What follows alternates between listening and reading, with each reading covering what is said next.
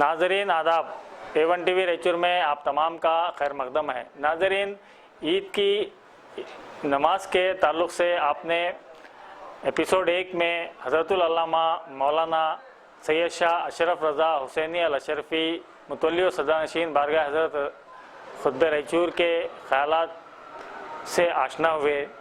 आइए दूसरे एपिसोड में शहर की जामा मस्जिद यानी जामा मस्जिद अनुनखला के ख़तीब व इमाम हज़रतुल अल्लामा हाफिज़ व क़ारी मौलाना रफ़ीक़ अहमद अनवारी साहब क़िबला दामत बरकातहुम के ख़यालात से आपको आगाह करें।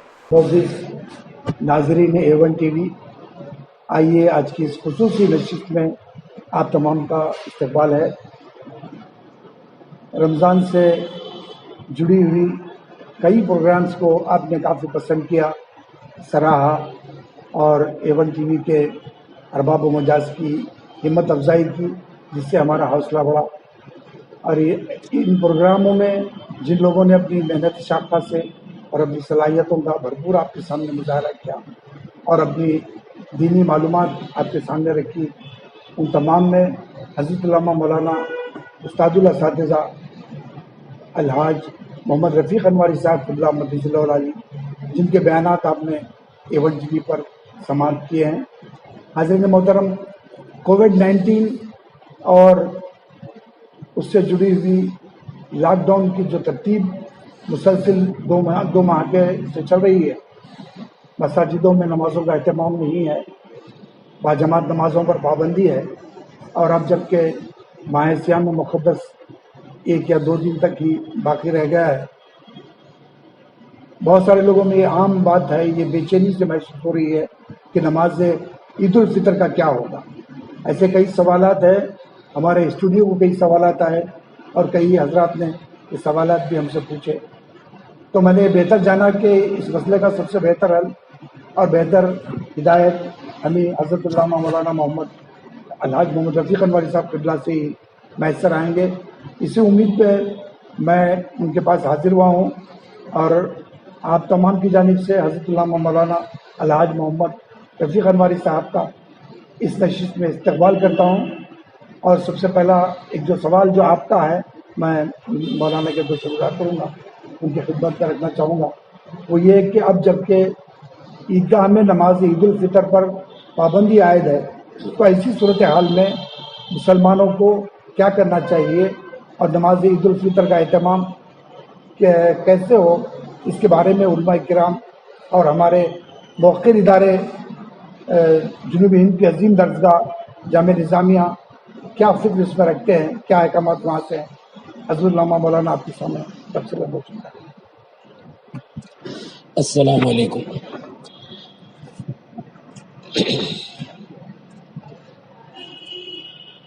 ATV उर्दू रायचूर के तमाम नाज़रीन को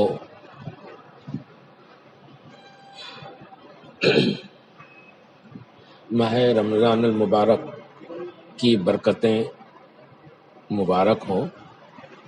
अब जब ये माह मुबारक की रुखसती का वक्त आ ही गया है, तो इसके बाद शव्वाल की पहली तारीख को जो दिन आता है वो ईद उल फितर का दिन कहलाता है। इस सिलसिले में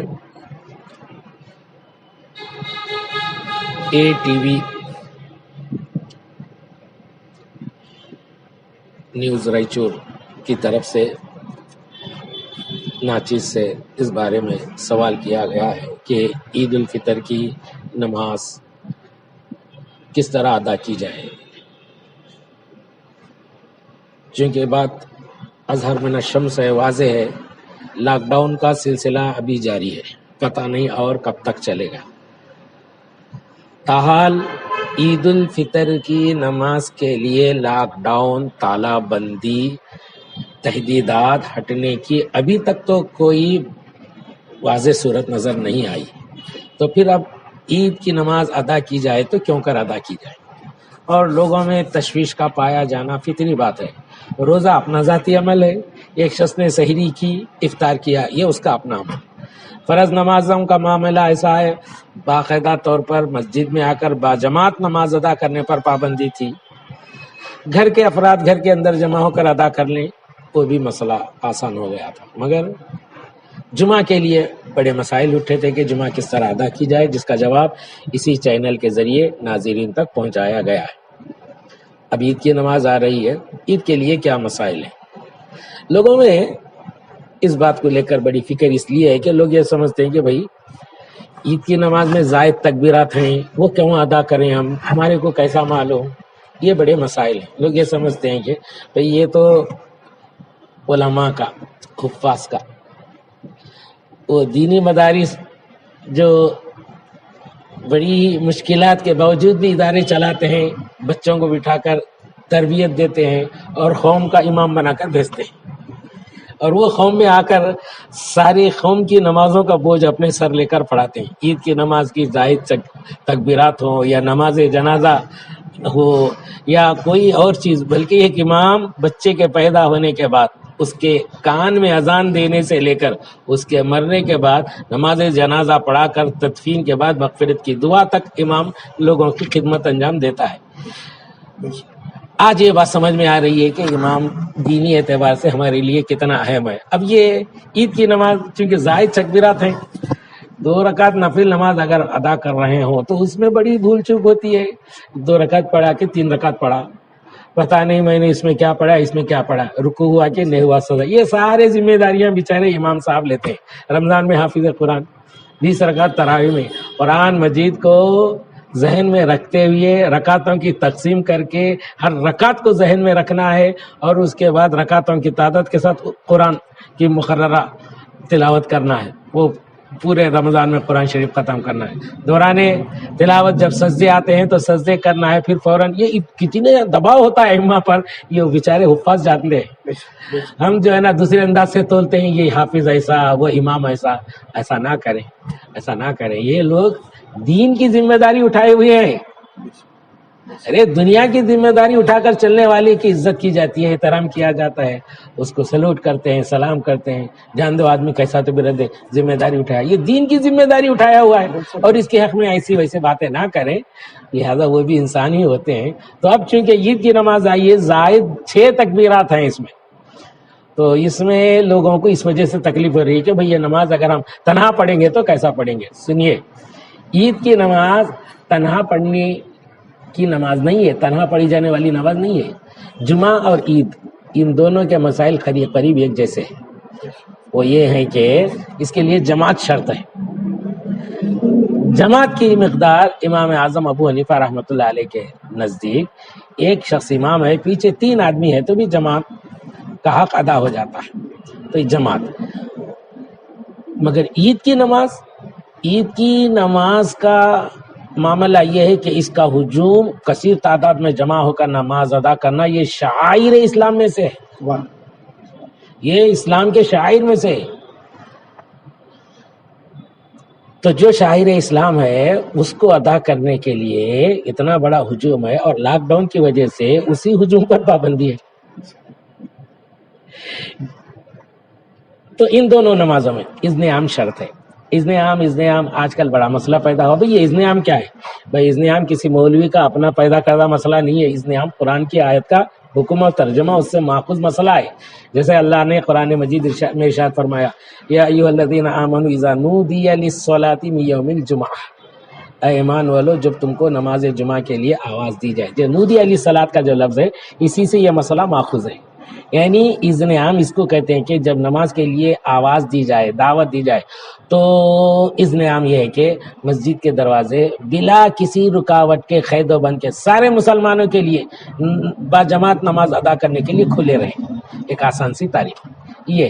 تو نماز عید کے لیے بھی اذن عام شرط ہے، جمعہ کے لیے بھی۔ اب جمعہ تو الحمدللہ 2-4 آدمی مل کر جمع ہو کر کریں، مگر عید میں اور بڑا ہجوم چاہیے۔ اب اتنے بڑے ہجوم کو تو لاک ڈاؤن کی میں ہرگز گنجائش نہیں ہے، اور اگر کہیں سے ہم گنجائش نکال بھی لیں تو کیا پتہ کیا سے کیا مسائل ہو جائیں گے۔ بھئی مسلمان جمع ہوئے ہیں، پھر یہ ہوا وہ ہوا۔ دیکھیے ہمارا مذہب بڑا آسان مذہب ہے، سیدھا سادہ مذہب ہے. یہ مذہب جان بچانے والا ہے، جان لینے والا نہیں. یہ مذہب جان بچانے کے لیے آیا، کسی کی جان کو آفتوں میں ڈالنے کے لیے نہیں آیا. دیکھیے حدیث میں ہے اگر نماز کا وقت ہے، اذان دینا ہے، اذان دیتے وقت اتنی زوردار بارش ہو رہی ہے کہ آپ اپنے گھر سے نکل کر مسجد کو نہیں آ سکتے ہیں، تو جو احکامات ہیں وہ یہ ہے کہ تب مؤذن اذان دیتے وقت حیا علی الصلاۃ کہنے کے بجائے صلو فی بیوتکم، عربی میں اس کے معنی اے لوگو تم لوگ اپنی اپنی نمازیں اپنے گھروں میں ادا کرو.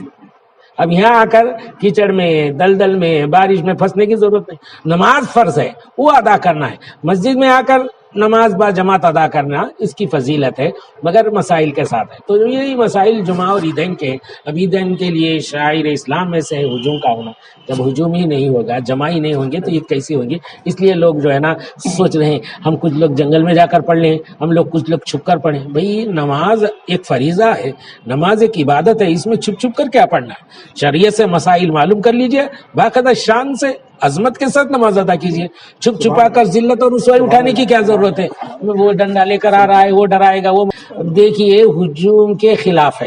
لاک ڈاؤن ہجوم سے روکنا چاہتا ہے، لاک ڈاؤن میں ہجوم سے روکنے کا قانون ہے، نماز سے روکنے کا قانون نہیں ہے. آپ اپنی نماز اپنے گھروں میں ادا کریں، کہیں بھی آپ کو موقع مل رہا ہے تو ادا کریں، مگر ہجوم نہ کریں. اب عید کی نماز کے لیے انتظام ہے، اب انتظام نہیں پایا جا رہا ہے، تو ایسی صورت میں کیا کرنا چاہیے؟ اب اس میں کیا ہو رہا ہے کہ عام طور پر لوگ اپنی طرف سے مسائل کا اظہار کر رہے ہیں. دیکھیے صاحب، یہ شریعت ہے، شریعت اللہ اور اس کے رسول کا قانون ہے. اللہ اور اس کے رسول کے قانون کے بارے میں جن لوگوں کو اس کا علم نہیں ہے ان کو یہ بات نہیں کہنی چاہیے. شریعت کوئی کھیل نہیں ہے. شرعی مسئلہ بتانے کے لیے اس کو اس کا علم ہونا ضروری ہے. کسی شخص کو شریعت کا مسئلہ معلوم نہیں ہے، اگر وہ بتایا، صحیح بھی بتایا تو بھی اس کی گرفت ہوگی، گناہ گار ہوگا. کیونکہ بغیر علم کے کیوں بتایا؟ علم ہونا چاہیے. ہاں کسی عالم سے سنا تھا، کسی مستند کتاب سے پڑھا تھا، اس کی تصدیق ہوئی تھی، ایسا مسئلہ. تو آج کل میں دیکھ رہا ہوں ہر طرف سے لوگ، بعض لوگ وہاں جا کر پڑھ لیں گے، یہاں نہیں. بھائی آپ علماء کرام سے معلوم کر لیجئے. اور میں اب ہر ایک مکتب فکر کا الگ الگ عالم ہے، ہر سب کے لیے بہتر مسئلہ جس علاقے کے لوگ ہیں وہاں کے سب سے بڑے ادارے کے مفتی کے ساتھ رہنا چاہیے. اب عرض دکن کی خوش نصیبی ہے کہ ہم کو یہ یہاں ادارہ ملا ہے جامعہ نظامیہ. یہ وہ ادارہ ہے جو سونے کی اینٹوں پر، چاندی پر تعمیر نہیں کیا گیا ہے، بلکہ یہ ادارہ اشارہ محمد رسول اللہ پر قائم کیا گیا ہے. تو لہٰذا اس ادارے کی طرف سے جو علمی کام ہوتا ہے اس میں سرکار کا اشارہ بھی ہوتا ہے. یہاں کے مفتی صاحب کا جواب وہ ہوتا ہے جس کے اندر علم ہوتا ہے. علم فقہ میں سارے ہندوستان بھر میں جامعہ نظامیہ کا اپنا سب سے خاص مقام ہے. تو آئیے اب ہم یہاں وہاں ہر ایک سے پوچھنے کے بجائے جامعہ نظامیہ کے مفتی صاحب نے، شیخ الجامعہ جو مفکر اسلام ہے، اس ناچیز کے استاد محترم ہیں، انہوں نے کیا کہا ہے یہ کریں، وہ اسی مسئلے کو جانے. تو شیخ الجامعہ اور مفتی جامعہ نظامیہ مفتی مولانا مفتی عظیم الدین صاحب مدد اللہ العالی اور شیخ الجامعہ مفکر اسلام حضرت العلامہ مولانا خلیل احمد صاحب مدد اللہ العالی، ہندوستوں کا بیان آیا ہے. وہی بیان آپ اپنے ٹی وی کے واسطے سے، آپ کے نیوز کے واسطے سے عوام تک پہنچائے.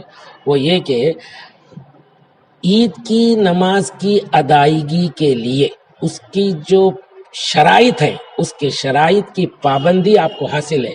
شرائط کے ساتھ اگر آپ خشوع خضوع کے ساتھ آزادانہ خوشی کے ماحول میں آپ شرائط کے ساتھ ادا کر سکتے ہیں تو آپ کو ایسا موقع مل گیا تو ضرور ادا کیجئے، درست ہے. اگر یہ شرائط آپ پورے نہیں کر سکتے ہیں، اذن عام آپ کو نہیں ملتا ہے، ہجوم آپ کا جمع نہیں ہو سکتا ہے، تو ایسی صورت میں بڑی تکلیف اٹھانے کی ضرورت نہیں.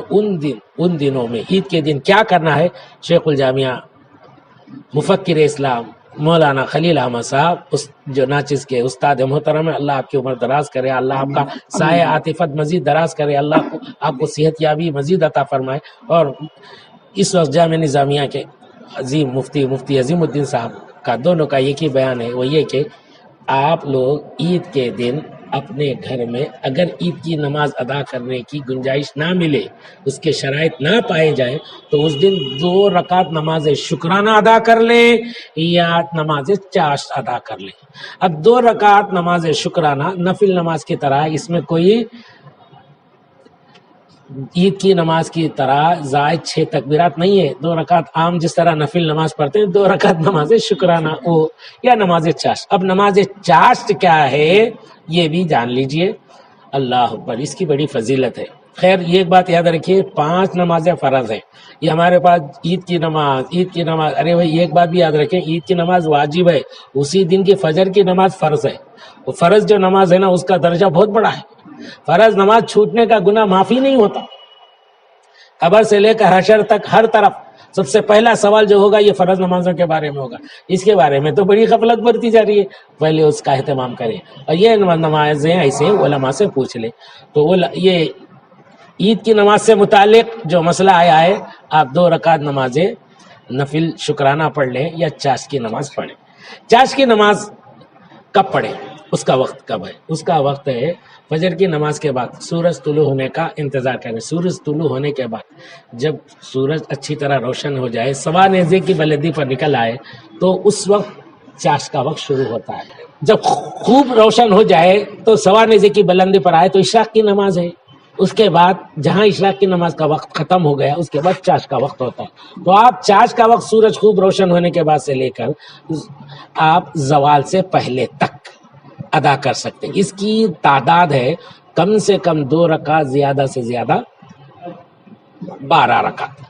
12 رکعت چاہے تو آپ ادا کریں یا کم سے کم 2 رکعت نماز ادا کر لیں۔ یہ 2 رکعت کی بھی اگر پابندی کریں تو آقائے کائنات حضور محمد رسول اللہ صلی اللہ تعالیٰ علیہ وسلم کا ارشاد ہے، جو شخص نماز چاشت کی 2 رکعتوں کی بھی پابندی کرے گا، اللہ تبارک و تعالیٰ اس کے سارے گناہ معاف فرمائے گا، اگرچہ کہ وہ سمندر کے جھاگ کے برابر ہو۔ تو لہذا عید کے دن یہ نماز پڑھنے کا اگر موقع مل رہا ہے تو یا چاہے تو آپ اس دن نماز شکرانہ پڑھ لیں یا چاشت پڑھ لیں۔ اشراق کے لیے تو مسئلہ ہے کہ وہ آپ تو اس گھروں سے نکلے ہی نہیں، عورتوں کا مسئلہ ہے وہ گھروں میں بیٹھی بیٹھی پڑھتے ہیں۔ مرد آ کر عموماً اشراق مساجد میں ادا کرتے تھے، اب مساجد میں آنا ہی منع ہے، تو مفتی صاحب نے اس لیے چاشت کی طرف نشاندہی فرمائی ہے۔ تو جب اس ادارے کے مفتی صاحب نے، شیخ الجامعہ نے واضح الفاظ میں کہہ دیا ہے کہ یہ نماز پڑھ کر بھی ہم اللہ کی بارگاہ میں شکر ادا کر سکتے ہیں، تو زیادہ فکر نہ کریں۔ گنجائش ملتی ہے عید کی نماز ادا کرنے کی بغیر کسی رکاوٹ کے، بغیر کسی خطرے کے، بغیر کسی الزام کے، تو تب ٹھیک ہے، تب درست ہے۔ اگر گنجائش نہیں نکلتی ہے تو زیادہ پریشان ہونے کی ضرورت نہیں، نماز شکرانہ یا چاشت پڑھ لے۔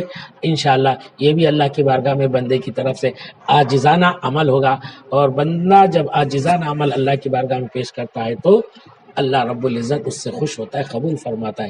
اس عید سے متعلق جو اہم مسائل لوگوں میں زیر بحث ہیں وہ یہ کہ نہیں ہم پڑھ سکتے ہیں چھپ کر۔ ارے بھائی چھپ کر کیوں؟ بعد میں مسئلہ وہ باہر اٹھا، پولیس تک پہنچا تو وہ کچھ کا کچھ ہو سکتا ہے، ایسا نہیں ہے۔ ایسا جب اسلام آپ کو گنجائش دیتا ہے، آپ کو رعایت دیتا ہے، تو رعایت کا فائدہ اٹھانا یہی عاجزانہ ہے۔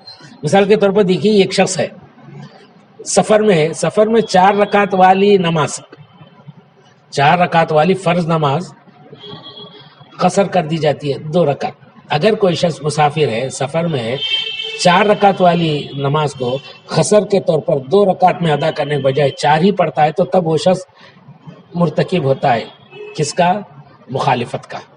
اللہ نے، شریعت نے تجھے رعایت دی تھی، تجھ پر رحم کر کے اللہ نے تجھے آسانی دی تھی، اور تو یہ بتا رہا ہے کہ مجھے آسانی نہیں چاہیے، میں بڑا طاقتور ہوں، تو طاقت کس کے مقابل میں بتایا رہے؟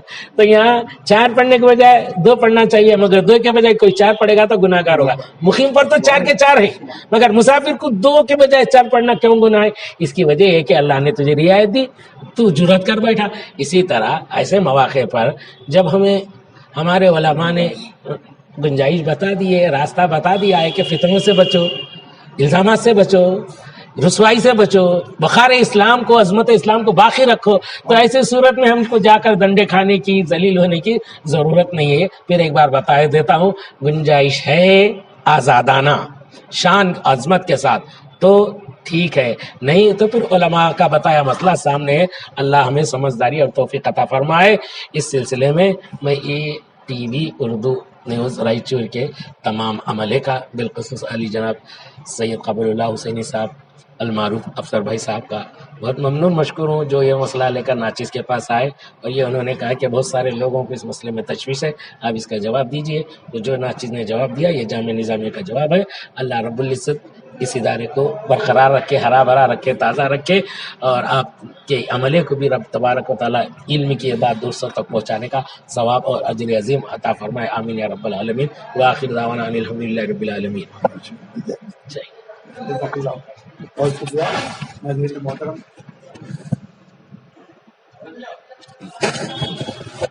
ناظرین محترم، میں آپ تمام کی جانب سے حضرت علامہ مولانا کا شکر گزار ہوں کہ انہوں نے ملت اسلامیہ کو صحیح وقت پر صحیح ہدایت سے سرفراز فرمایا۔ ناظرین، اس بات کو آپ نوٹ کر لیں کہ سقوط ریاست حیدرآباد کے بعد صوبے گلبرگہ ضلع رائچور کا انضمام ریاست کرناٹک میں کیا گیا۔ اس کے باوجود آج بھی ہم چاہے رویت ہلال کا معاملہ ہو یا دیگر شرعی مسائل ہو، ہم جو ہے حیدرآباد اور جامعہ نظامیہ کو ہی حکم مان کے چلتے ہیں۔ یہ ہم شہر کے مسلمانوں کی خصوصیت ہے، اور میں بہرحال حضرت علامہ مولانا نے جامعہ نظامیہ کے فتوے کی تشریح آپ کے سامنے کر دی ہے، اور میں سمجھتا ہوں کہ جو مسئلہ آپ کے ذہنوں میں گردش کر رہا تھا اب وہ ٹھیک ہو گیا ہے۔ الحمدللہ آپ کو بات واضح سمجھ میں آ گئی ہے۔ بہرحال پھر میں آپ کی خدمت میں حاضر ہوں گا، تب تک کے لیے اجازت دیجیے، اللہ حافظ۔